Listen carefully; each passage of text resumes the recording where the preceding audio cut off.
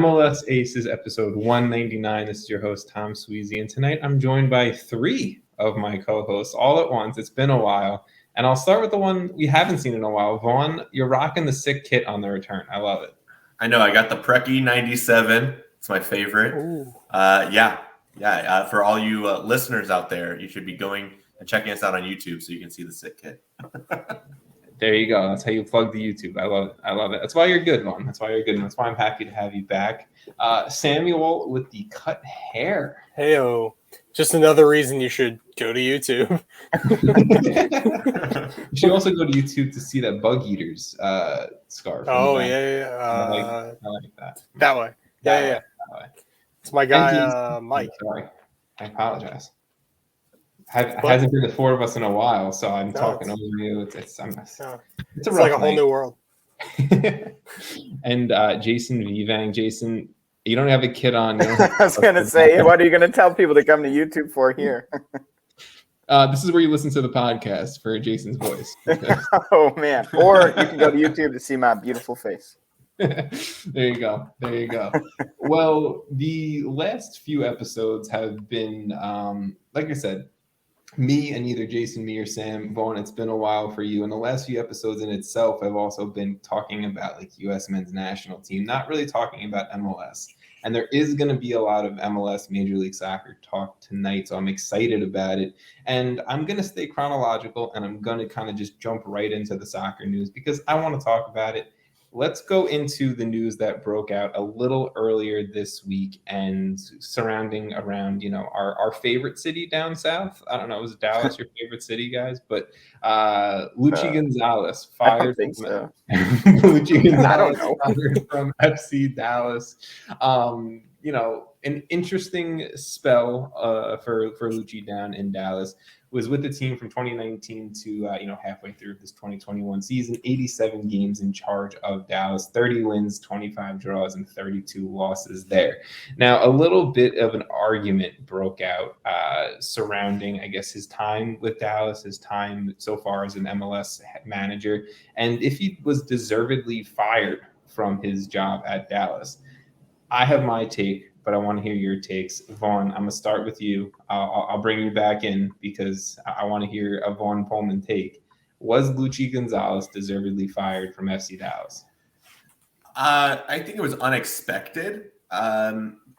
There's a lot of coaching turnover in MLS, right? I think we've got, 3 or 4 coaches that have been around for more than 3 seasons with their clubs. Yeah. I mean, it's pretty wild out there. Luchi, I think ultimately this was just a matter of Dallas's underperforming expectations. They are very low in the standings, and there's results that they should be getting, and it's just not turning around for them. Now, granted, they've had a lot of roster turnover. They've had a lot of things going on. Obviously, they've got some quality players that have eyes overseas, or getting looks overseas. So, for Luchi, I think he did a really great job as part of the Dallas organization. But also I understand from ownership the desire to see more results on the field and to do more with less. And they weren't getting that with Luchi. It was maybe a little stagnant. It was maybe a little, as I said, they're not looking like they're going to make the playoffs. So, all right, this was when they decided to make the change and say we need somebody else to take us to that next level through our next phase of our organization. Do I feel Luchi was maybe a little hard done? Yeah. But do I think that he was the coach of the future that was going to, take Dallas the next 4 years and turn them into a contender? No, I don't think Luchi was that guy. Okay, so I mean, really what I'm understanding is what the ticker is saying at the bottom right now. I spelled that wrong, but Vaughn hate Luchi. So, I don't hate Luchi. I don't. I just think he was a developmental coach, and he was not a titles coach. He was not going to take this team to that level. Which was obviously, where he was coming from before when he was the head of the academy with Dallas, head of development down there. Then he gets the first team job because, deservedly so. He's working with all of these youngsters, right? And then developing them as players. So I think he definitely kind of hit that as a home run as part of that. But Jason or Sam, are you guys on Team Vaughn with he was deservedly let go of his role right now with Dallas? I'm kind of down the middle at the moment. Staying neutral, Jason. No, like my point on this is like if you're gonna base this off of results in like his record, yeah, he deserved to be let go. Like it just wasn't good enough. And a team that is underperforming to expectations, to what Vaughn said, the coach always in every sport sort of bears the weight of that. But my question to Dallas is like, what are they really going for? Because they've sold millions of dollars in players, right? Which is awesome. A lot of these players heavily influenced by Luchi himself. Like he had a huge hand in a lot of all this money that's coming in. So it's like, on the one hand, he's done some amazing things for the organization and selling these players and developing these players that have been great for Dallas. But at the same time, it's like if you are selling all these amazing players for all this money, the people coming in are never, like how do you live up to some of these guys? Like my point is like, I don't think they gave him a team that he could truly like have for long term, right? Because everyone's leaving. It's like every month almost with Dallas. It's new faces coming in, come from their youth academy, leaving. And I just think that's really difficult for a coach.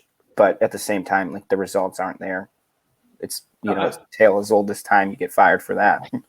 I think that's where I'm leaning more towards. I don't think I would have kept Luchi around. I think, I can name a few other head coaches in MLS that I think should have been fired before Luchi Gonzalez at Dallas.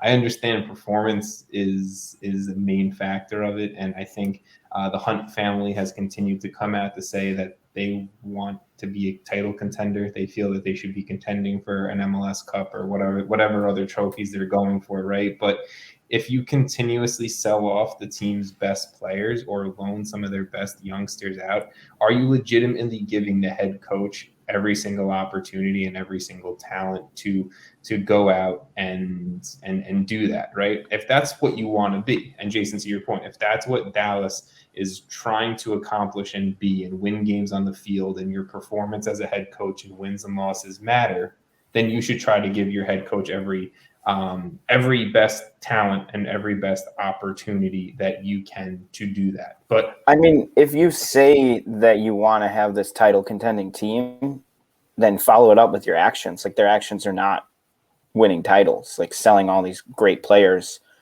is sure it's a great business aspect, I guess. I mean, they're making a lot of money. They're investing that. And I mean, as a US soccer fan, I can't be mad. But we love that. Yeah, it's a great, but I think it also comes down to tactics, though, right?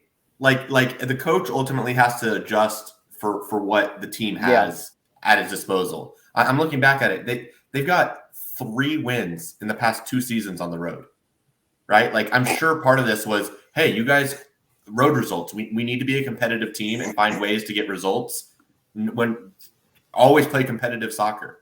Right. To be fair, if they're selling these players for so much money too, like they're great players. Like you should be better than that record. Yeah, but they also got the U.S. men's national team number 9, right? Like you got Pepe, you got Ferreira, you've had Pomacall out there, you've had Tanner Tessman. This isn't a team that is like, and they've had Franco Jara. Franco Jara was supposed to be this guy that would take them to be a contender. Like, but that's a panned out.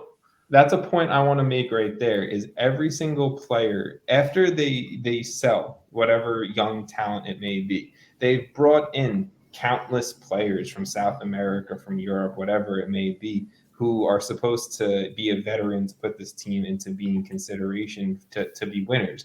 Think about Franco Jara. The dude has been a bust of a designated player. Think about Brian Acosta, who they brought in from the Spanish second division a few years ago. I understand he's more like, what is he, a center mid? What is he, a D mid? But he's playing for his national team, but he's not really doing anything for Dallas. It's It's exactly the point that Will in the comments is making right here. I think it's bargain bin players. The players they're bringing in aren't matching the quality and the talent of the youngsters they're developing and selling to Europe. They've sold 15 right backs to Europe in the past 3 years, but are they bringing in anyone to replace that? They're bringing in Franco Jara to be a DP striker who's not performing. When you have a dude in Ricardo Pepi who you've developed has been your best striker since what? Ever? Like, when was the last time you can think of a Dallas striker who's lighting it up? I can't off the top of my head. It's just, to me, I don't think that Luchi was ever given a shot at really doing well when you're continuously selling off players. Even a Brian Reynolds, the dude played 19 games and they sold him for millions of dollars. So it's like, I just don't think he ever had a chance to keep players around, to keep tactics in place to then get results on the field. I like Luchi a lot. I think he's a good locker room guy, and I think tactically he would have done more if he could keep players around for more than 25 games at a time. But the question is, is anyone else going to be better with the same situation? No, probably not. So, I mean, at the end of the day, it's like if they kept him, I don't know how much changes, but are they going to get better without him? I don't know. Or maybe that's what they're saying. Maybe that's the next iteration of FC Dallas is, all right, we've sold these players. We got cash available. They've got the Hall of Fame there. Maybe this is their way to lure in a new coach and say, we're going to invest. Here's our commitment to you. And here's the way that's going to be really appealing for certain coaches. We've got a great developmental academy. We've got clearly eyes on our team from Europe, all over Europe. And this is going to be a great stepping stone for some coach if you can turn this thing around. Yes, and I 100% agree with that. And before I dive into mid-season though. Yes, I think it's the Hunt family has come out and said that the manager they bring in next is going to be a guy who believes in the FC Dallas way. Okay, the FC Dallas way, when you're looking at it from an outsider's point of view, is developing young talent, selling that young talent, making a lot of money, throwing that back in the academy to develop again, right? And have these young players be the impact players instead of going out and hitting on players from Europe or whatever, or South America, or whatever it may be. But at the same exact time, you're also saying you want to contend for trophies, which you haven't in when. So I think the ownership needs to take a reality check and reality look and be like, okay, if we wanted to win in 2021, we should have hung on to Brian Reynolds, Tanner Tessman, and whoever else we could think of. And then that is the main core that is going to lead us into a trophy, not sell these two dudes, before the season starts and have to rely on Ryan Hollingshead to bounce around between the two fullback positions and whichever midfielder from Europe who just doesn't work and isn't going to fit into our system, kind of sub him in and hope he does something. I don't know. But Sam, I want to hear your take. Is there anything, I guess, outside of what we've said that you agree with, disagree with, you want to bring up? Yeah, real quick, because I do have like an overarching idea here too, but it's really hard for you to have a core of your team that is sub 24 years old and expect to compete in MLS. Like, it really is just difficult. You've got a bunch of guys who are coming out of your academy who aren't getting consistent minutes either at USL 2, USL 1, whatever, and then come into the team and just expect to win. Like, it's very, very hard to do. And although they do have talent, guys like Tessman, what did he play, half a season in MLS and get sold? Like, Brian Reynolds played half a season, got sold too, maybe one season last year and got sold. Like, it's difficult to hang on to players, but it's more difficult when you don't really have like experienced players either. But I think Luchi kind of got screwed here because I'm not so sure he was a long-term solution for Dallas to begin with. I think he got picked up because the Hunts realized, hey, our academy is really, really good. Maybe we should get our academy director to bring in all these guys, because Pomacall had already come through. And, oh, look, he made Pomacall what he is. And guys, and Pepe was coming in, Justin Che, Cannon. Cannon, Richards, like guys like this. Like, this was this massive stepping stone for the club. And, like, these were the future of the U.S. men's national team was coming through Dallas at that point. and it was all on Luchi's shoulders. So, hey, let's give him a shot. And they snuck into the playoffs by 4 points in 2019. Got smoked by Seattle, I think, in the first round. I don't remember. 2019 feels like 5 years ago. And then COVID happened, and you're not going to fire a coach mid-COVID unless you're like DC or anything. But really, it's a difficult situation to fire someone during that kind of situation when you have to do MLS is back and all this. And so I kind of wonder if they were shoehorned into holding him longer than they wanted. But I really don't know if he was what they wanted and if what he wanted was you need 7 years to do what he was going to do. You really do. He needed a long time, and he needed to hang on to players instead of selling 19-year-olds. And I think he was kind of put in a no-win situation, and it's hard to see. He's very good with young kids, though, and I hope he'll find a job somewhere and probably be all right, honestly. I expect him to do fine. To wrap up the Luchi thing, I really feel like he deserves to be an assistant somewhere within Major League Soccer. Have him work on your staff, working with younger players. And I mean, I think a lot of the players also liked Luchi himself as a person, right? And that's something you're also really looking for in an assistant.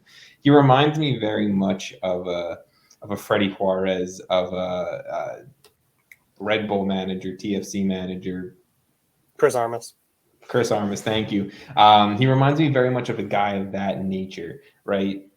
And I like that, and I like that in a coach, and I feel like it can be successful at the head coach level. I just don't know if Dallas was really, in my opinion, right, giving him everything that he needed or he could have had to be successful. Now, when you're talking about who Dallas is going to bring in next, they just don't spend the money on players, and I just don't see them spending the money on a coach. And Sam, kind of to what you said, right? They just brought in Luchi because he was in-house and he's already working with these guys. They got Luchi on a discount for I would bet any type of money in the world they got him on a discount. Dallas is not going to go out and they're not going to go sign Tata Martino. But is there anyone off the top? It's not bad though. I mean, if it would work out, that right? wouldn't be bad. Right on the border. Do it. They're just not going to do it. No, they couldn't afford him. But I mean, look, if the Hunts can afford to pay Patrick Mahomes how much they're paying Patrick Mahomes, then I think they can bring in Tata. But I mean, there you go, Kansas City. Do you guys have anything you want to say about Dallas's, I guess, head coaching hunt at this point? And no pun intended there with the hunt. Nothing. Bring in an interim and then good luck this winter. So, I hope there's a coach available. Chris Armas. I hope there's a coach available. Oh God! Sorry, a good coach available. Because come on, it's the you same could have thing still said coach, and it would have been. Yeah. At this point, point, it's the same thing we talk about with when LA is good, MLS is more fun. When Dallas is good, that's better for not just the league, but that's better for the U.S. men's national team too. Because that's a bunch of young American talent coming through that's got eyes to Europe. And I think as a whole, you kind of need Dallas to be good. I want to just throw this name out there. This is straight off the top of the head, so I haven't thought it through more than 30 seconds. Landon Donovan. No. Why? Because Landon Donovan hasn't proved he's a good coach. Yeah, he coached up Rubio Rubin with the Loyal, and now look at him in RSL. Fire him. Okay. That one guy is good. I like it. I think I understand San Diego's his project and San Diego's his baby. That's not why I don't think he should leave. I think you just have to bring second-year head coach, first year in MLS. I don't Dallas, think this the biggest markets in the is, country. Yeah, definitely not Dallas. Maybe somewhere else, but give him the Houston job. Luchi was never a coach before. At least Luchi wasn't a coach. So what did he do? As academy director, just hire all the good coaches. He was technically never a first team coach or any type of capacity in that way. At least Landon's been a coach for a year and a half at a professional level. Only because he owns the team. I don't give a shit. Okay. No, I'm not. Landon's going to end up with Vegas. He's going to be the Oh, Vegas yeah. expansion team head coach. Yeah, The Vegas villains. You're right. The Vegas villains. Yep. Isn't that that's what they're going to be called, right? Or like something stupid. They had Heroes was in the mix too. It was Heroes and Villains. You think we could I get? can't like, tell if you're real. Wait, is that real? Or like, Yes. That's hilarious. Oh, that's awesome. the Las Vegas Aces? Let's get a sponsorship in there. That's There's already a team called the Yeah, Las they're a Vegas team. Aces. Oh yeah, they're the WNBA team. They're Damn, actually they're damn super good. freaking too. good. Yeah, they're like insanely good. The Las Vegas Raiders. That's what we can take. It's okay. Wait, what? But Fuck that football team. that was a joke. That was a joke. They're not There even you that go. good. Like Derek Carr is good though. All right. Let's Back to the other jump football. to a brand new Super League that popped up within the past week or so, right? And I know how much we love Super Leagues on this podcast, and we've talked about it, and we've talked about it privately, whatever it may be. But this one is one I think we can get behind overall as a group here. USL, the United Soccer League, has announced a brand new professional league that they're launching, and it is going to be a sanctioned second division of professional women's soccer here in the U.S. called the USL Super League. It is their efforts to connect the youth and amateur women's soccer, within this country, right? The USLW League is something they have. That's something new that's starting next year. The USL Girls Super Y League, the USL Girls Academy leagues that they have, along with obviously other, youth women's and girls leagues throughout the country.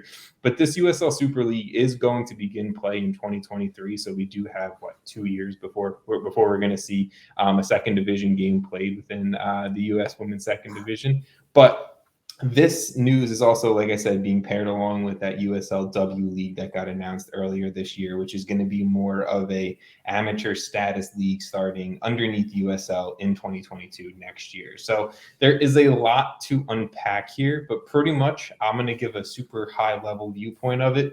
Right now, come 2023, this is what the U.S. women's soccer pyramid is going to look like. You have the NWSL as that first division that we all know and love, right? 10 teams right now, expanding to 12 teams come next year. And we don't know what that's going to look like come 2023, but that's just what we know right now. Then in the second division, we're going to have that USL Super League starting in 2023. They said they're looking to start between 6 to 12 teams within that league. Then underneath that, I guess in a third division is going to be that USLW league, that pre-professional amateur league, that's going to have, again, that 30-ish team range. And I guess NCAA soccer would fall within that unofficial third division. And then obviously underneath that is the academy level. Jason, I want to go to you here first, since you are our women's soccer guy on this podcast. You were pumped about this. I saw some excitement from Jason, which doesn't always happen. Yeah, I was really excited because I think this is just like a great thing to happen, just regardless of anything, right? Like more women's soccer, I think, is just a really good thing. And I also think this helps NWSL a lot because there's going to be a lot of players who are working their way into the NWSL through this new league. It builds this pyramid, like you said. And with the W League, where it's more of an amateur level, this is a professional league. So it's going to kind of bridge that gap between NWSL and sort of the amateur collegiate level where, not everyone can go straight from college to NWSL. It's a big jump. And I'm sure there's tons of players out there who aren't able to make that jump right away, and then they have to give up maybe their dream of playing soccer. And I think this is such a great addition because it allows for this pyramid to form in such a way that allows for so much more access to soccer for all of these players and, people coming out of college, people who have been in NWSL starting some youth academies. So a lot of this to me is just, there's really not a single bad thing I can think about it because it's going to just bring more excitement personally for me. I'm sure for other people as well, but it's also going to bring more competitiveness and just raise the level of play in the country completely, right? So the top of these players are going to just, the top of this league, you know, is going to have some access to NWSL. Maybe there's some signings going both ways, which just raises the profile of both leagues and level of both leagues. So I think just overall, I see this as a huge step. Sam or Vaughn, I'll let you guys kind of take it next if you want before I dive into my thoughts on it. Here I'll jump in real quick. I think this, like Jason just said, this is nothing but good for women's soccer and the game as a whole. Like it's nice to finally have another outlet for players, because at the end of the day, like when you're playing, you don't ever want to stop playing. And once you get through high school, like I went to a Division III college, like those girls at the end of their like senior year, there's nowhere to go from there. They're not going to get picked up by the NWSL. They can, you know, try their best in Europe to play out there maybe. But this is a real shot to continue playing and play professionally for good teams against good competition and have a chance to get looked at by, you know, around the world, you know, coaches, fans, things like that. And I think it's a really positive effort by USL to put forward this for the women's game. And I also real quick just want to say the W League I think is even better, because that's going to give the girls more game time through the summer, maybe through the winter. I don't know like what their real plan is like that, but if it's anything like MPSL, UPSL, like for the men's side, it's extra games for college kids to play with guys, or let's play with girls, sorry, that they wouldn't normally play with. And I just like that can't be bad. Like that's really positive light for them. I mean, I really feel like the W League, Sam, is a great point that it's going to add potentially 30 teams in its first year to just give more opportunities when NCAA soccer isn't going on, for them to just get more minutes, more exposure. And it's really going to be interesting to me to see how, you know, obviously the NWSL has the draft with college, right? It's going to be really interesting to me to see how USL and this W League can maybe potentially, like, let's say once their collegiate career is over, sign like a USL contract and then maybe join like a draft to go into like the second division, right? There's a lot of opportunities and there's a lot of potential to see where, you know, these players who have decided to play in this W League can end up playing in the second division if they maybe don't feel, or maybe, you know, right now at their point in their career, they can't make that immediate jump to NWSL or somewhere in Europe or whatever it may be. We've seen countless players, you know, from the men's side of things. Like I can think of Miles Robinson or Derek Etienne Jr., who they played in USL League 2. You know, they played college ball. And then, you know, look at where we are now. Miles Robinson scoring game winners against Mexico in summer competition, right? So USL has opened up the doors a lot and opportunities a lot, along with college soccer, to players on the men's side of the game for years in this country. And now them kind of getting involved and doing this on the women's side, I think is an absolutely fantastic thing. And I'm super interested, Jason, kind of to the point you said, the relationship that they're going to eventually end up having with the NWSL. Yeah. Whether it's loans, whether it's sales, whether it's, you know, stashing away a young player on a USL Super League team for a while, letting them develop and getting that time there, and then bringing them up to their NWSL side. It'd be super interesting to see kind of the relationship and how that's going to function for sure. I think it'll be all of that, because like think about, you know, a top tier player in the Super League. NWSL is going to be looking, you know, they're going to be watching to see, you know, who is a player that we can pick up to make our team better. And if someone's just killing it down there in the Super League, why not take a chance? And that's the whole point of it. Just raises the profile of both leagues, because if NWSL is really looking at the Super League that closely and they're pulling people up, and the Super League is producing quality players that end up going into NWSL and succeeding, that's just a huge plus, and it just kind of builds off that. And, you know, 5-10 years down the line, there's this amazing relationship between the two leagues that is just churning out really good players. Then they're going to the top tier teams. They're going to NWSL. Maybe they're going to Europe. But at the end of the day, I mean, alone, this adds like what triples the number of players that are available to play for professional teams and I guess amateur teams too would be. I mean, if there's going to be 30 teams, that's like exponential growth right there. Like that alone is such a huge plus. It provides that opportunity. Exactly. And come down to, let's say NWSL doesn't announce any more teams by the time 2023 comes around, which I'd be shocked if they don't, but let's just say it sticks at the 12 plus the expansion teams right now, kind of where we're sitting. And the Super League starts off with 12 teams as well. You just double the amount of professional women's soccer teams in America alone come 2023, let alone how many more teams are going to want to get involved in the Super League come 2024, 2025, 2026, and where NWSL goes within the next few years as well, right? So that alone, just professional soccer teams alone, that's incredible in its own right. And then this W League is just adding more and more opportunities for more and more minutes for sure.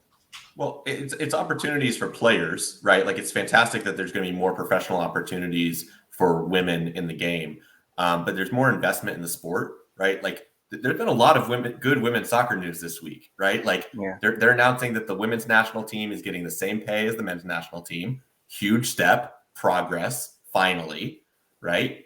You've got KC Woso announcing that they're going to build a $15 million training facility for the women's team. Huge victory.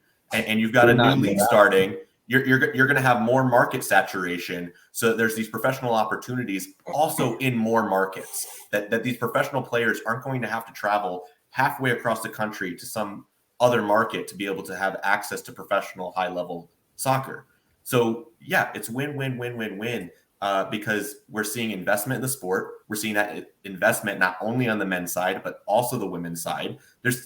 Don't get me mixed here. Tons of room to grow still. The women's soccer, the women's side has not nearly as much investment, but this is great. We're going in the right direction. I think that also the interest in soccer in the US is getting to the point where these leagues, they're sustainable, right? I think we have more people that will support and hold these teams and these players up. And I think this is fantastic because it's something that we can build upon and is a maturation of the soccer ecosystem in domestically. And I think that's fantastic.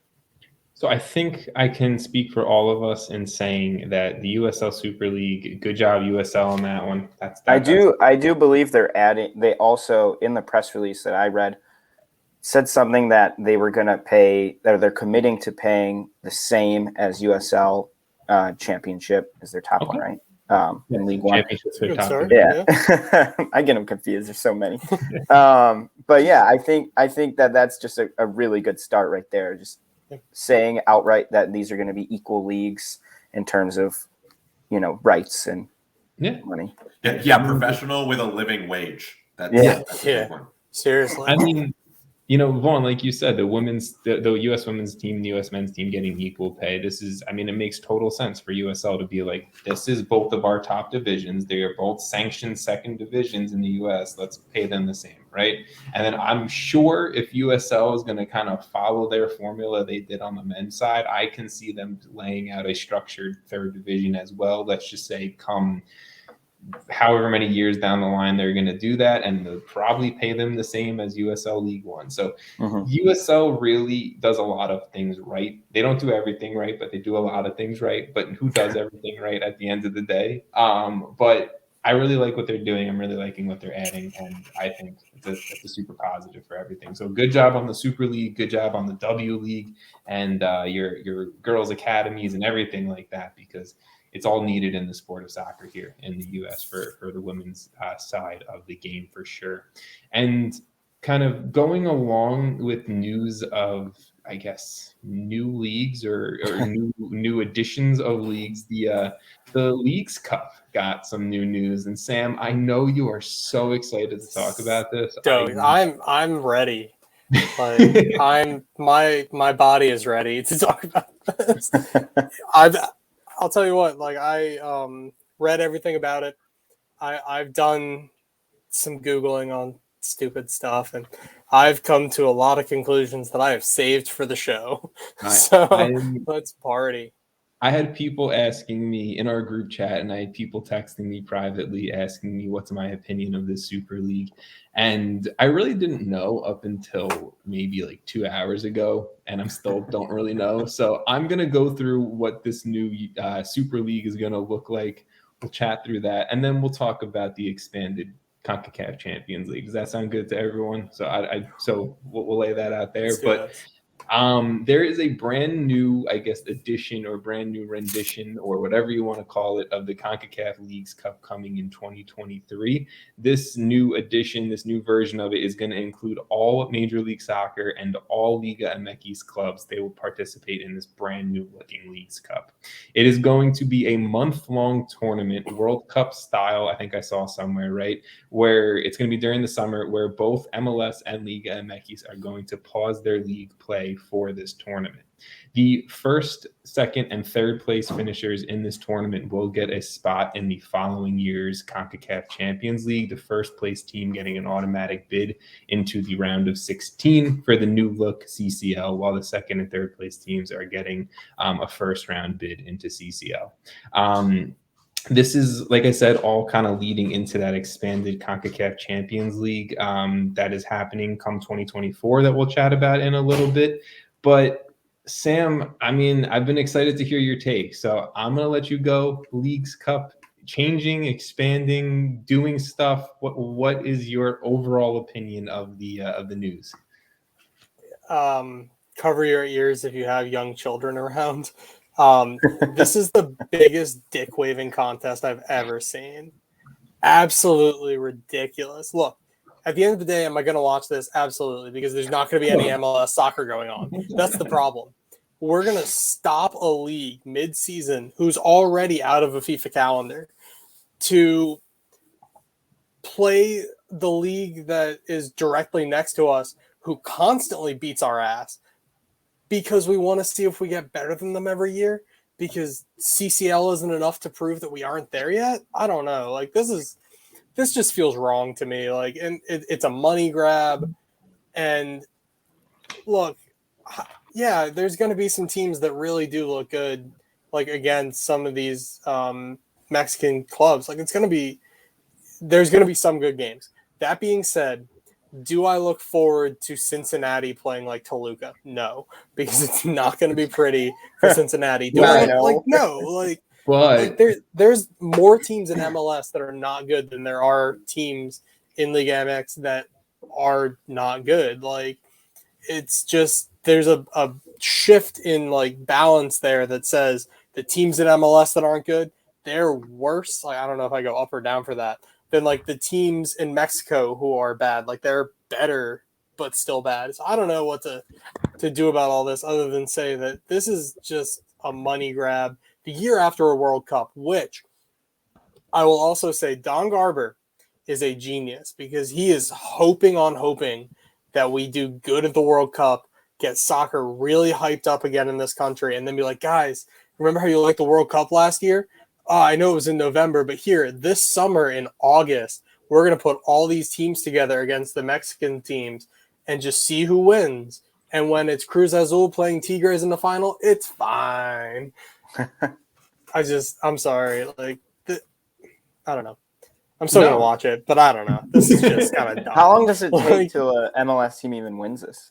About 15 years? Yeah, from everything I can gather based on playing Football Manager way too many times, like 2027 seems to be when like we start to win CCL. So that's kind of where we're at. All right, so Football Manager can predict the future. Yeah, well, that's they've when I know done well so far. Yeah, I mean, Football Manager is a life simulator pretty much. But so those are my thoughts. I understand and respect it. Does anyone else join with Sam on his side before we maybe hear another side to it? I think it's dumb. Okay. I mean, dumb. There you go. That's a take. Vaughn, I saw you shaking your head. Do you agree or disagree? So I'm going to have some caveats to it. Okay. Like you, Tom, I had some people reaching out to me being like, hey, what are your thoughts on this? Like, my caveats are that MLS gets closer in roster spend to Liga MX. That's number one. I think that the competition doesn't carry a lot of weight until that happens, because I think the top end of Liga MX, they just have more dollars on their starting 11. And so it's going to be a really unbalanced competition until those numbers are closer. And MLS is closing that gap. We've seen it. Leagues Cup, right? Even yesterday, right? Seattle's not far off from Lyon. So, I'd like to see that happen. And my other big caveat to this is I've got to see what MLS, how they adjust their scheduling. Because right now, I think there's been conversation about needing to adjust the calendar that to make it a longer season, which MLS has started to address. But also, it's really, really challenging on these players to have such congested schedules of playing so many double weeks, where it's Wednesday, Saturday, Wednesday, Sunday, Thursday, Sunday, like it and all season long.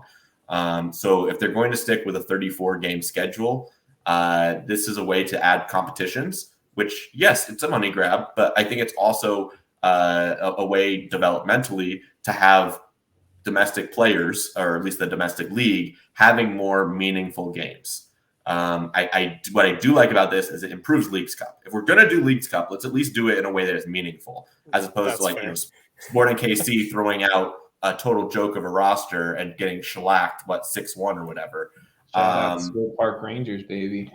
Bingo. So, I think in that regard, it's an opportunity for these teams to take another competition seriously. I think that with the direction the U.S. Open Cup has gone, that's probably the part I don't like about this, is I think for MLS teams, this is their way to kind of circumvent or supplement U.S. Open Cup and kind of gain control of those dollars. Because obviously they're going to be able to market this as a package for TV deals way better than the Open Cup. And right now, I think that's the biggest point of this. This is a money grab, but it's also going into this TV deal, which is imperative to be successful in having the league have more success, right? So leverage this situation, leverage those that for more dollars. And with more dollars, you're going to improve the profile of the league. You're going to improve the roster spend, all of that. It's all interconnected. So in that regard, I'm excited about this news. I guess I'm going to have to like Leagues Cup. Vaughn, I mean, if you could have just taken every word in my brain and said it out loud, there it was. Business-wise, it makes sense for MLS to do this with Liga MX. This is going to be more money. Sam, like you said, especially after a World Cup year, this is packaging together a large TV. The timing is great. That whoever picks it up, ESPN, Fox, CBS, Paramount, CBS is right. Whoever picks this up, this is going to be a paired together TV deal for both leagues, which is going to allow MLS and Liga MX to spend more cash on their rosters, on their clubs, whatever it may be, right? Which is going to lead to maybe a higher salary cap for these MLS clubs to then spend more money on players, have more players on their roster, so that at the end of the day, there's less minutes on all of these guys' legs for all these multiple competitions and blah, blah, blah, right? Business-wise, it makes sense. More money is into these leagues is a good thing for these leagues and these clubs. As a fan of soccer, I'm not thrilled about it. I've never been crazy about Leagues Cup. Even the final last night, it was cool. They had that stadium out in Vegas, pumping. I get it. Sounders, they weren't that far off from Lyon. And the gap is closing between MLS and Liga MX. So in my brain, Sam, I was kind of what's the point of this if we already have CCL and we're already getting our asses kicked every year in CCL? It's just another tournament for us to get our asses kicked in by Liga MX. But to that point, I want to see homegrown players. I want to see young, talented MLS American players, whatever you want to say, playing against Liga MX players more consistently. Sure. And if this is all going, if Leagues Cup is what if Leagues Cup is going to be that replacement instead of having a super league between MLS and Liga MX be the league, then go for it. If we're doing Leagues Cup 130% and we're not doing this joint North American Super League that has been rumored to come around for years or whatever it may be, good. Like, I'll take a Leagues Cup. I'll take a month off the season 10 times out of 10 if we're not going to get some stupid joint North American Super League. I just want to add one note, because it's also a thought that has been burning for me, is that I think also it's very important for MLS that it becomes relevant and legitimized among Latino Americans. Yes. Right. I think across the country, there are markets that are trying to appeal and say, no, MLS is good. It's good soccer, and it's growing, and it's something you should be excited about and support. And they're trying to reach out to Latino communities. I can tell you just here in Charlotte, the efforts that have been going in by Charlotte FC, trying to garnish interest in the Latino community here. And it's an uphill climb. I think having more competitions between Liga MX and MLS, and having those games be meaningful, and seeing that these teams are closer than we really, the perception is, I think is going to be great. I think having teams where they start establishing rivalries, I would love for Lyon and Sounders to become like an annual rivalry matchup, right? I think that's when the fans are going to get more interested. I think it's when we're going to be more interested in the player pools and better understanding more widely. Like, okay, we've watched enough CCL games and enough of these silly Leagues Cup games up to this point that we're fairly familiar with the top end talent in Liga MX, right? I could say I've watched way more Liga MX games than I did 5 years ago, right? Yes. I think that this competition gets us closer to that being a reality of the league getting that interest from a different audience. I think that's really important here.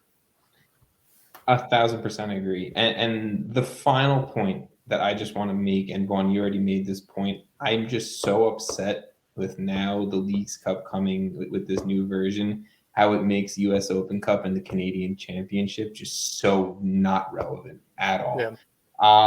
Like the main point of the US Open Cup and Canadian Championship at the end of the day wasn't about like money, it wasn't even about a title. It was about earning that CCL spot, right? Like, you won the tournament, you won this title, you get a CCL spot.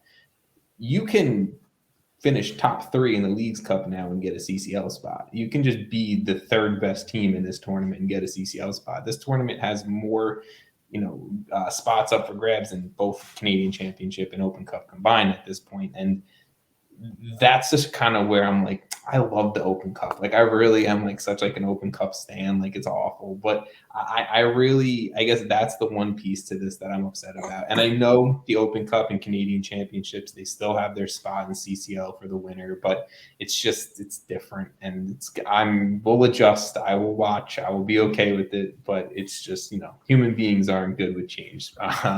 But I guess, is there any final Leagues Cup takes before we kind of show or see how this impacts the new CONCACAF Champions League come 2024? Yeah, I got a question, actually. Yes. I do too. Jason, do you want to go first? My question's not as important. My thing is, like, how many games are they planning on playing now? Combined with all these Yeah. No, I know, but like, in all this combined with MLS, combined with US Open Cup, like, we're getting close to like 60 games. So, well, I think I saw the amount of games. Well, I think I also saw that they're going to be like right now, all the teams in Liga MX and MLS is 47. So there's also questions about what happens with that 48th spot. Does MLS try to rapidly expand and get Vegas in there, or is there going to be one USL spot? Yeah, like what happened there? Is that why Louisville was included? Yeah, it was a Louisville spot. That was the thing. No one told them. It'll be interesting to see how many games, Jason, and I think that's where kind of the point Vaughn was making too is coming in, is the business aspect to it, right? Does this mean expanded MLS rosters? Does this mean expanded Liga MX rosters? Does this put more of an importance on having a deep homegrown roster too? Like, does this also push academy development and having more internal players, whatever it may be, right? So it's going to have to be an adjustment for MLS organizations, MLS rosters, GMs to really know how to fill out a roster where you can stay competitive in league play and also maybe take one of these competitions seriously, right? That's the main thing. Is that there's no way if you qualify for every single competition in a calendar year, I think you can take CCL seriously, MLS regular season seriously, an Open Cup seriously, the MLS Cup playoff seriously. And, like, I just don't think like you can take all of that seriously in one calendar year without some type of added expanded roster, without some more maybe salary cap push or no salary cap or whatever it may be, right? So I think we're gonna see the way rosters are constructed and money is spent differently within the next 2, 3, 4 years, I think, for sure. Or that may be part of it, right? It's add games to this so that, the money that's going into developing players, all right, they're going to get more MLS minutes now. Yeah. Right. You're going to have to stretch get minutes on other people's legs. You can't just rely on the same people. So yeah, make the rosters deeper, get younger guys onto the field more, have more competitions that are meaningful. That those young guys aren't just showing up for the Open Cup games. It's a good thing possibly where now they're going to be expected to perform and be on the field for more meaningful games during the MLS regular season. It's almost like the EFL Cup, in my opinion. Like if we're gonna look at like an English comparison to a lot of listeners and soccer fans, obviously they know the English Premier League and the English system. It's almost like the EFL Cup. It's not, or like the FA Cup is still like the Open Cup. I think this is more like that side of things. But Sam, you also had a question. Yeah. Do you guys think that it's got to be every year at this point, Mikel Arreola, the president of Liga MX, because I have to look up his name, is sitting in his office and he gets a phone call from Don Garber, and Don Garber's like, I got this new idea. Like, oh my God, World Cup style. And like the winner gets like $7 million. And he just goes, yeah, our top teams could use $7 million. That sounds great. Let's do this. Like, how does this happen? Like, we're just like combining like 20. I'm sorry. Like, you guys are turning me kind of on this, but now next year we're going to have, I assume, a Leagues Cup with 4 teams from MLS again and 4 teams from Mexico. And we're just going to sit there and be like, well, next year, this is going to be really cool. But this year, it's pretty dumb.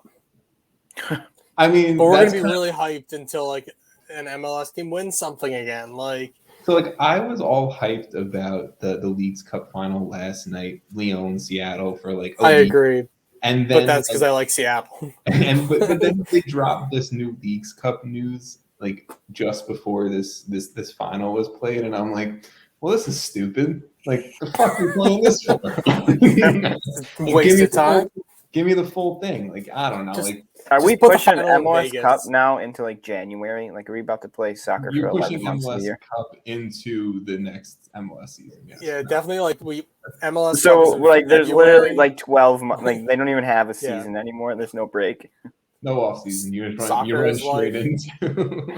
This is our life now, and I think we're going to be playing in 6 feet of snow. No. MLS only plays Liga MX in preseason, so now the season's going to be July to like March. This is how we get on the European calendar. Boom. Oh my God. Nailed it. I'm done. All right, I love it. All right. We made the calendar move, guys. I'm really proud of us. It's going to be really exciting seeing Landon Donovan and FC Dallas raise the Leagues Cup trophy in 2023. It's going to be really exciting. But let's bringing it all back. Let's talk about how this impacts the expanded CCL CONCACAF Champions League for 2024. I'm not going to run through the entire CONCACAF Champions League. I know you guys see it in the notes. This is mainly for also you to kind of look at and understand it a little bit more. This is crazy. Overall, I have to say, love the expanded CCL because that's just more minutes for more teams around CONCACAF, just getting more meaningful games. I love it, even though it's still going to be MLS and Liga MX and mainly Liga MX just dominating this entire thing. It's going to be really cool to see like Central American and Caribbean teams like playing a tournament to get a spot into the round of 16. Like, that's awesome to see. But whatever it may be. So like we said, 3 teams from this Leagues Cup is going to be getting spots within within the CCL. 2 teams making this new first round of CCL competition, and 1 team, the winner of the Leagues Cup, making the round of 16. So there is only going to be 5 teams making the round of 16 initially, getting an automatic bye. It's going to be the Liga MX winner, the MLS Cup winner, the Leagues Cup winner, this Caribbean Cup winner, and the Central American Cup winner. Do you guys like how, I guess, valued Leagues Cup is being in this new tournament setup style? Like, it makes sense that they kind of have to do it if they're making Leagues Cup this big thing, but do you like that they're almost like throwing that into, like, you know, the Leagues Cup is the North American Cup, if you want to look at it like that, right? Like, that's the way that this is kind of showing to me. Does that make sense? Except for Canada. Except for Canada. Fuck Canada. I don't know. Like, I feel all cool, but I don't know. Jason? I feel like part of my dislike of the Leagues Cup is, like, it sort of takes away from the Champions League. I know, like, those teams that are in the top 3 get those spots, but I really like, you know, the CONCACAF Champions League and how, you know, every team in there is working hard for it. Like, now, I mean, at the end of Champions League, it's usually a Mexico or Liga MX teams and MLS teams. And now, I mean, that's obviously how the Leagues Cup is. It's just, instead of like little Caribbean teams, you get like the fucking Fire who are going to play Leon and lose 10-0. Like, I want to go see that. I wasn't going to. So I guess that's part of my issue. Before. That's part of my issue. It's like, yeah, it feels like the Leagues Cup is taking away from what made the Champions League so enjoyable. Because I feel like I get really excited if there's an MLS team going far in Champions League. I don't feel like I'm going to have that same excitement with Leagues Cup, just because I just don't, like, they didn't earn the Leagues Cup. You say that until the Fire's playing the Coxa in the quarterfinals of the League Cup, okay? Like, you say that. I'm just... It's going to be some random... Oh, my... Okay, MLS yeah, like, team. remind me in 2050. Guys, you know we're all going to tune in for a 10 p.m. kick for Valor FC versus Saprissa. Come on. That's I'll going to be a tune thing. in. I just don't get excited as much. Vaughn, you make the joke. I would actually watch that game, though. That actually sounds like a game that would be pretty fun right now. I'm just saying, like, I feel like right now we are in like a golden age of soccer content, right? Like, we are like more, like, news. again. Every like, week there's like loads of news. How many games can we add constantly? I mean, we're going to end up with like Major League Baseball 162 game season. Like, it's fantastic. Double headers. Give me it. I want it. Oh, man. Nah, those poor players' knees.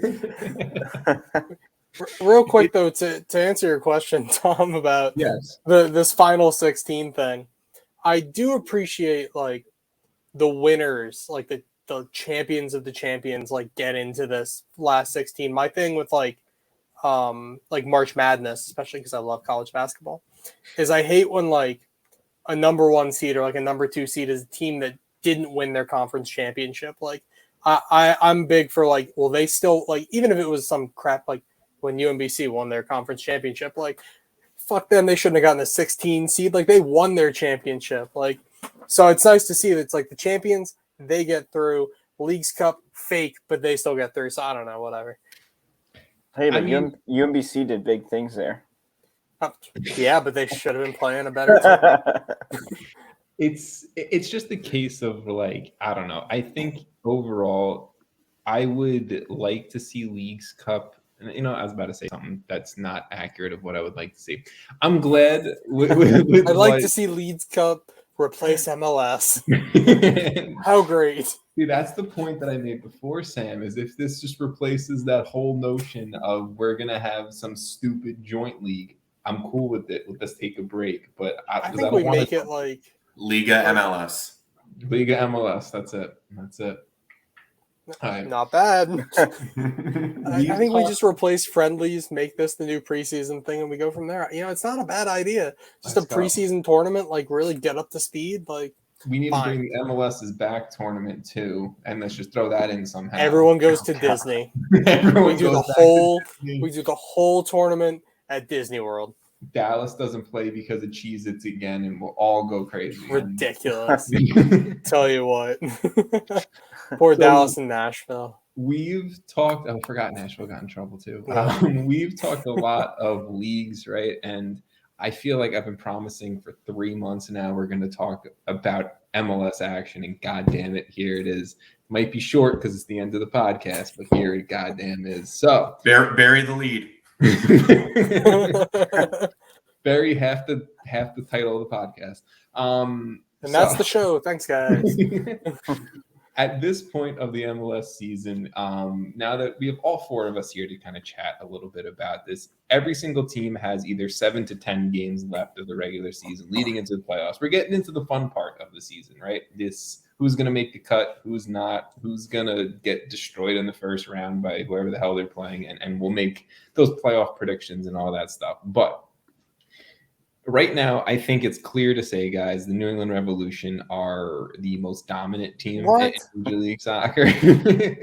No right way. now, after last night's result, and sorry, Jason, they have 59 points through 27 games because Carlos Hill is an Did I really believe anything would be different? Because Carlos Hill is an absolute boss. They've clinched a playoff spot. They have the most goals scored in the league, the second best goal differential, the best points per game, and 2.19 points per game. They're just absolutely killing it with a ton of players just playing at an insane level, and half of them probably won't be on the roster next year. But New England Revolution, is anyone catching them? Can you guys think of any possible? Not in the East. Not in the East. No. Supporter Shield. No, I can. Support. Yeah, Supporter Shield. Well, no, that's the thing is that the East is weak and soft. That is the East. So and that is every sport too. The East is just kind of crappy. NBA East is pretty good. Once again, one of my metrics I jump to immediately is. Did you guys just draw the Red Bulls? Yeah, NYCFC drawing Red Bulls. Well, that's the thing. I look at road results, right? Like the teams that can win on the road can get results there. Sets the tone for your entire season. You look down the Eastern Conference. Every single team in the East has maxed 3 road wins, except for New England with 8, and you got Miami with 4. Fuck. That's it. Everyone else is 3 or less. Times. So, yeah, New England is having a fantastic season and is going to probably set the points record because their conference is just underperforming this year. That's my okay. You're welcome. Well, we're just taking shots in New York City in this, so I don't like it. But my question was, the rest of us are in the East too. Would you put money on them breaking the points record? Because I think so. What is the points record? 71. Oh, LAFC. Yeah. Wow, off the top of the dome, Jason. That's good. That was good. I have my moments here where I just remember weird things. Okay, it's not on usual, but yeah. 72. Oh no! Fucking close. Damn, I was really excited about myself for a second. Yes, I think I would put the money that they break the points record. I think Carlos Hill is an unbelievable form right now. Gustavo Bo is banging in goals. Adam Buxa is banging in goals. Tejan Buchanan just fucking, he's earned himself a move to Bruges already. This attack is lethal. They have a sick defense, and Matt Turner in net is going to win you games on his own when he has to, right? When he has to come up and make an 8-save game, he'll do that if he has to. So I really love this Revs team, and I think 73 is a doable point option right now for them. Credit to Bruce Arena too. I don't know if they're going to get the monkey off their back. I literally was thinking this earlier today. It was like, okay, New England never won a title, right? They've got the manager who has the absolute most MLS Cup titles. So can Bruce Arena get another one and get that monkey off their back? Or is New England just the Buffalo Bills of MLS, right? Like going to go to 6 or 7 championships and never win the darn thing. I don't know. If the Revs pull an LAFC or a Philly Union from last year and only win the Supporter Shield, Is that like a lost season for them right now? With how this season's going for you guys? No. What was the last Supporter Shield team that won MLS Cup? Like, that's what I'm saying. It's been like 6-7 years. More. The Galaxy? I would just guess and say. That's what I'm saying. Like, I don't even remember, and I know I should know that, but like, no, I don't think in MLS. I think there's a narrative that the Supporter Shield team always like, oh, it's a blown season. You failed winning MLS Cup. That's not a thing in MLS. But like, do you, at the end of the day, like at the end of the regular season, it's great. You raise the Supporter Shield. It's a trophy. Everyone's happy. But come the MLS playoffs, do you give a shit who won the Supporter Shield? Oh, we've had. I think Philadelphia Union. Yeah, do you really want to get back into this? Again? We want to start this again. We will argue this. This is like what? It the was fifth Toronto. time we've argued this. Oh, Toronto did. Yeah, it was Toronto 2017. The triple. They did. But it's rare. One of them right? was the Canadian Championship. So, what did you say, Vaughn? I'm saying it's rare for the Supporter Shield winner to be able to also win MLS Cup. I think it's really. I think just the format of the MLS Cup, especially now with it being single elimination, like that's really, really tough. and it's a long season. And there's a difference between being able to win in also stylistically, we know teams change how they play in MLS Cup. It's totally different. A team like Portland can go on a run as the last seed and end up making it to the MLS Cup final just because they have a good, 3 weeks of defense. Like it's hitting stride, it's hitting form. It's, Minnesota having Babelo Reynoso going off for 8 assists, right? Like I forgot about that. Yeah. Well, that's just, it's like any playoff. Like you ride a hot goalie in hockey, like you ride a hot bat in baseball. You just ride whoever's hot, like, and you just keep playing them and hoping. And that's a good 2 weeks. Oh yeah. I mean, that's the point of playoffs is that there's still luck involved at the end of the day. Like anyone can beat anyone. And clearly, as I look through this list of Supporter Shield winners, like it was very common up until 2003, so the first 6-7 years of the league that the person or the team that did win the Supporter Shield won MLS Cup. And it really died off. And then there've only been 3 teams that have done it since 2007. So it's hard. It's hard to win. And I mean, I'm not going to get into the Supporter Shield debate again, Jason. But what I will say is that it's a dangerous slope. An hour in. It is, but an hour in. I'm trying to go to bed soon. But I'll tell you what, I'll give New England a lot of credit, especially if they break the points total, which is very likely. I can't find betting odds on it though, which would be pretty fun.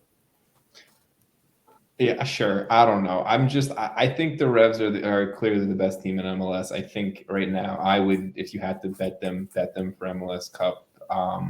But Vaughn, I mean, clearly right away you gave me a reaction that someone in the West could catch them. I'm assuming you're talking about SKC or Seattle. Or Colorado, quite frankly. I think that all three on a given day can stick with New England. Sam just got really excited about the Colorado. It's so baffling. And even New England's got to get through Nashville. I think Nashville's going to be there in the conference final again because of their defense. I think defense wins championships. Defense gets you a really long way in the MLS Cup final. We see it consistently. I think that they are built in a way that they are going to be a tough team to get through in the playoffs.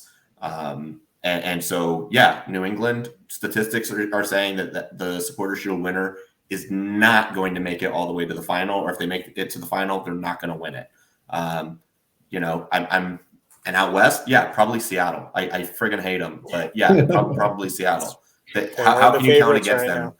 They've been to how many MLS Cup? Like 4 of the last 5 of the last 6. I'm losing count.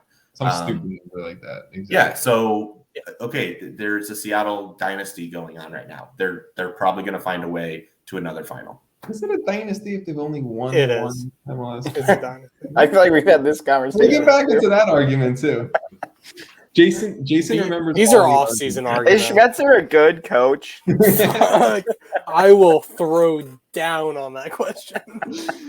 I didn't say was he a good coach. I said was he top 3? Okay. Yes, Did you he still say- is. He still is. Jim Curtin was just quoted saying I that he saw that helped today. Spencer. Yeah. Yeah, Spencer should have won Coach of the Year. Let's stick with the Eastern Conference. Vaughn, you brought up the other team I wanted to bring up super quickly in Nashville.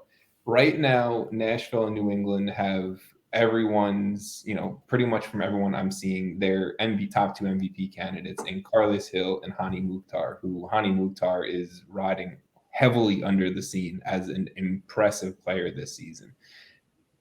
I want to hear everyone's take on who your MVP candidate is so far in the season. Obviously, like I said, we have 7 to 10 games left. Jason, I'm going to start with you. Is it Hill? CJ Okay. I mean, 10 goals on the season. Let's go. Oh man, I miss him so much. We could use him. Oh, that's tough. I mean, they're both obviously on very good teams, which in American sports is a must. Only way you win MVP at a certain 12-5. That's a tough question. I think I'd go with Mukhtar because of just the production right there. 12-9 is just amazing, right? With I don't know if I'd say worse players, but this is so tough.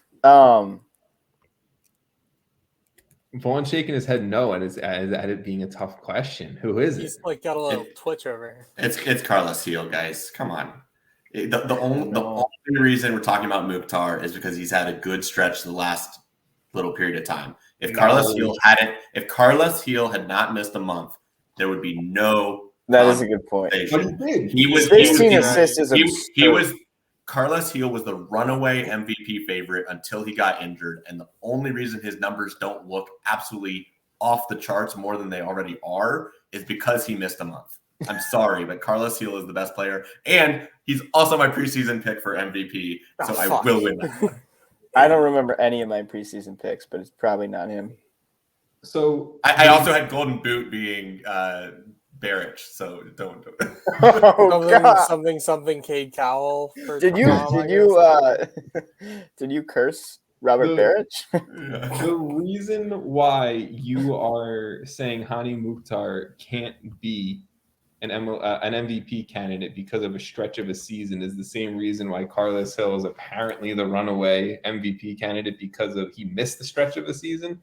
Hani Mukhtar, as soon as Gary Smith moved him to being a 9 instead of a midfielder, and that happened early on in the season, changed Nashville's entire way they played offense. And they were struggling to score goals to start the season. Hani Mukhtar moves to the 9, Leal moving into the midfield more. It's been fantastic. And they've signed a player from Liga MX and Ake Loba, who he's still beating out. CJ Sapong's still beating out that guy. And Hani Mukhtar has impacted everyone around him. Yes, Carlos Hill has impacted Buchanan. He's impacted Bo, Buxa, Traustason. But Hani Mukhtar has done the same thing for Nashville. I think at the end of the day, it's going to come down to whichever team finishes higher in the standings and their best player, Nashville or New England, getting the MVP, and it's going to be New England. But I think Hani Mukhtar has a legitimate shout for being the MVP of the 2021 season. Sam, I'll go to you. So thinking about MVP has got me thinking about, do you guys ever have like a favorite like MVP? Because maybe that's a me thing. I do. And mine might surprise you. All right, fair enough. Precky. Hold on, now my screen won't load. If you guys can hear me, my favorite MVP of all time is this 2016-17 MLS MVP, Diego Valeri, who scored 21 goals and 9 assists that season. That's kind of like my benchmark where I'm like, all right, this guy. And I don't know, like, so I always thought of him more as a playmaker than a goal scorer. So that looking at the stats again really throws me. But compared to Valeri, which means literally nothing, what Mukhtar is doing is very impressive. And since his move to a better position, he has been doing very well. But I think I have to stick with Vaughn still. Like 3 goals and 16 assists in what is essentially a shortened season for Hill is amazing. So I mean, I pick Hill, and he's probably going to win because he's on the best team in the league. So That one's almost just like a slam dunk. I feel like taking it as, he was injured, so his numbers would be better. Like, I don't know. I don't really like that argument. I just feel like that's he leads in assists by 5 assists over Georgi Mihailovic. He's 7 ahead. Don't mention him. Georgie, like that's impressive. Like, and he missed a month. Like this, no, it's not even close. Vaughn, he would have shattered the assist record. He would have shattered it. There's no question he makes the players around him better, and he's the best player on the best team. It's Carlos Hill. I understand that if he didn't miss the season, he would have shattered the assist records, and I can 100% agree with that. But at the end of the day, he missed the time. Okay. If Mike Trout played 162 games, you could probably shatter Barry Bonds' single-season home run record, but he doesn't because he gets hurt all the time, right? Like, it's the same thing where, like, I agree with you, and I think Carlos Hill is the MVP, and deservedly so. He's the best player on the best team in the league, and he still could break the assist record, which is absolutely insane in its own right. But, like, I just hate the argument of, like, he could have done that. Like, yeah, I could have done what I could have done that. No. But I'm saying their time on the field, Carlos Hill and his contributions far exceed Hani Mukhtar, in my opinion. And again, I agree. Carlos Hill, I think, is there's a lot of time left in this season, too. Yeah. I mean 7 to 10 games, there's a huge amount that could change. I think if he breaks the assist record, it's a no-brainer. The Revs have 7 games left, and Nashville has 9 games left. So I don't know. Unless Ola Kamara goes off for another 15 goals, I don't see it. Wait, quick question, because this is a question I discuss with people about hockey all the time. Does an MVP player have to make the playoffs? Yes. Good answer. Right. Yeah, I think there'd be ridiculous. I thought Russell Westbrook shouldn't have won because his team was like a 6th seed. Yeah. Are you kidding me? If you're the MVP, you're to not be a team that misses the playoffs. Well, so the idea of the argument is most valuable player on your team, period. And you can be the most valuable player on your team even if your team sucks. But like Connor McDavid is the greatest player in hockey, period. End of story, no questions asked. But his team missed the playoffs like 3 of his first 4 years. And so people are saying, like, can he be MVP if he's not even, like, making the playoffs? And so I think the argument is no, because he can't even get his team to the playoffs. How good can he be? So that's where I'm at. There are differences based on sport, I would say, right. Because, like, in a hockey game, for 40 minutes, he's not even on the ice. But yeah, fair enough. I get the comparison, but again, would you pick Ola Kamara to be your MVP pick a guy if who's he doesn't not make the playoffs? on a playoff team? I wouldn't pick someone. I think it depends on the year, right? Because I think in general, you should be able to look at an MVP and most valuable, right? In theory, you should be able to remove that guy. And if he's not out there on the field, not on the roster, you see the team dip. Maybe that's my argument against Carlos Hill, right? New England's still a good team without Carlos Hill on the field. I can agree to that. But, like, let's look at Atlanta, right? They lose Josef Martinez, and what happens to their team? It falls apart, right? Everything's for gone. a number of reasons. For a number of reasons, but a big part of it is you lost 30. Yeah. You lost a 30 goal share, right? It's really easy for us to look at just like baseline statistics and be like 16 assists, 2 goals, 12 goals, 8 assists, and start there. It's making the players around you better. It's your other contributions. It's what happens when you're not on the field. Could a team that misses the playoffs have an MVP on the roster? I mean, I remember Zach Greinke winning Cy Young on a crappy 100-loss Royals team, right? I remember that too. it can happen, right? But it's pretty rare. I don't think. Well, and quite frankly, if you have a really, really bad team, like if you miss the playoffs and you still have a guy that is good enough to be an MVP, it's probably that he's having to carry like 100% of the load. So, yeah. I mean, you're not wrong, right? I think that, and to counter my Hani Mukhtar point, I think if you removed Carlos Hill, the Revs are still a really good team. I think if you removed Hani Mukhtar from Nashville. I still think Nashville's a good team. I just don't think they're like second place in the East. I think they're still like a third place team in the East, though. But I don't think that's that much of a drop off where I would say like without Hani, they're toast. Like no, like without Hani Mukhtar, that team is still good enough to be a top team in the East, the same way the Revs are without Carles Hill. But so Matt Turner the yes, MVP? Yes, that's a good one. Yeah, I think you take him off the Revs, they probably lose more games than if you take Carlos Hill off the field. If we want to go down to that argument, if you remove Gregory away from Inter Miami, that's just poor Miami. Yes. But no. So any other MVP or I guess Seattle or SKC talk you guys want to throw in, because they are also the second and arguably the second and third best teams in the league right now. I mean, yeah, I'd love for Daniel Shalhoub to be in the conversation, but I think he's going to lose ground. I think he's third. He's there, but I think he's going to need to like win Golden Boot. Like seriously, like he would need to find a way to pass Ola Kamara, and he would have a good shot at that point also, because pretty much all of his goals are from the run of play. It's not like he's taking them from the spot. PK God. Yeah. Right. Kamara. So as an SKC homer, sure, I would love for Daniel Shalhoub to get some shouts. His season, his resurgence, his turnaround has been absolutely bonkers, and so happy for him. And I sure hope SKC sells him for absolutely the most they can, because I actually was really excited. Like before the Busio talk, Shalhoub was like, I was like, oh my gosh, SKC has a number 9 that like will be able to be sold on and like can help them make a ton of money. And then he had that huge fall off the precipice.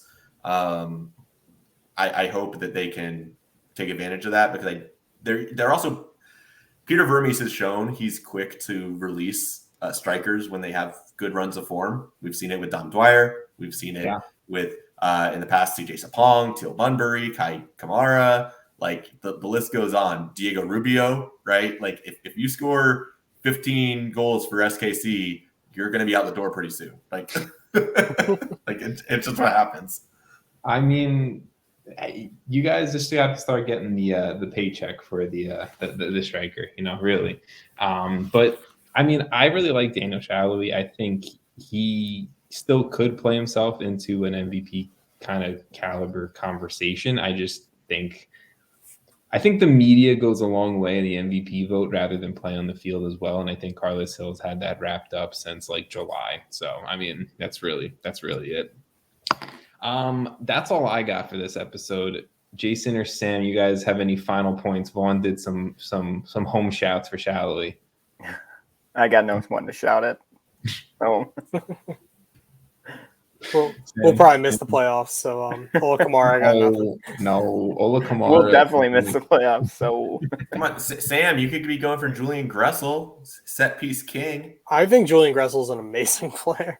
This is like, to me, this is one of his like best season as a DC player, obviously, because he had no help otherwise. Gressel, and then I've been I'm just an Andy Nahara stan, and I think he's been an amazing defender for us this year. So here, I'm gonna throw Andy Nahara in there for MVP. But he's got some skills. What a skiller. To go back to an argument I made like 2 years ago on this podcast, Sam and Jason, you guys might remember. Julian Gressel could play for the German national team, correct? Yeah, he could. Yeah, there you go. I know. No, he can. Like, he's that good. Well, yeah. Oh, that's what you meant. This argument again? Oh, Jesus. We're just bringing up like old arguments that we all got mad about. So William Yarbrough for Keeper of the Year. Yes. Yeah, I think that's fair. Brad Stuber, actually. The dude has over 100 saves on the season right now and just is getting pelted with balls in the face. And are they in the playoffs? Didn't Evan Bush lead the league in saves for like 3 years in a row? Yeah, but like Evan Bush was low-key amazing. What? No, Evan Bush was not. Yes, he was. He was amazing in fantasy. Like, I feel bad for Brad Stuber. It was Montreal. What do you want? Because like Austin would like they would lose games like 7-0 if it wasn't for Brad Stuber. They lose games like 4-0 instead, but like he just is the MVP of their season. He shows up and he's like, damn it, this again. He's like, shit, this back. Like, I have Matt Beasler in front of me right now. He's like 40. Come on. Like as a goalkeeper, sometimes you want to have some shots just so you're not bored, but like really, this is too many shots. Can we have a quick first-year coach of the year conversation between Losada and Wilfried Nancy? What about Josh Wolf? No. You